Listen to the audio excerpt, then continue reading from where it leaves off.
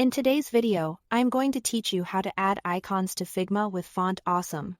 By the end, you'll be able to quickly bring high-quality icons into your designs using either the desktop font or the included SVG files, whichever fits your workflow best.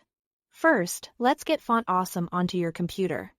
Open the Font Awesome Icons site and download the desktop version from their website.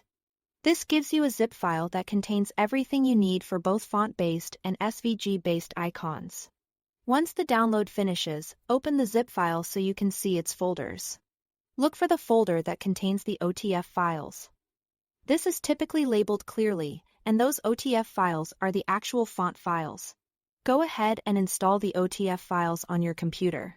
Installing all of them ensures you have access to the free solid, regular, and brand styles, which will match different use cases like UI symbols, outlined looks, or brand logos. Now open your design in Figma. Create a text layer just like you would for any heading or label.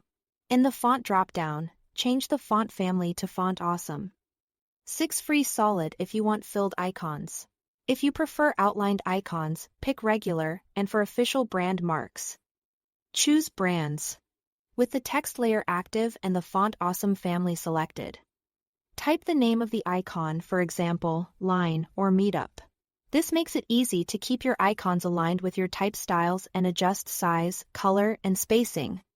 Using the familiar text controls in Figma, it's a smooth way to maintain consistency when you are designing buttons, menus, or lists that use multiple icons. If you prefer working with vector shapes directly, you can use the SVG files from the download instead of the font. In the main folder, you'll find a comprehensive list of icons under the SVG directory, organized by brands, regular, and solids. Browse to the style you need. Locate the icon file you want, and bring that SVG into Figma. SVGs are scalable and crisp at any size, and they're great when you want to fine-tune paths or make small visual tweaks. Since they're vectors, you can recolor them in Figma and combine them with other shapes without losing quality. That's the full process.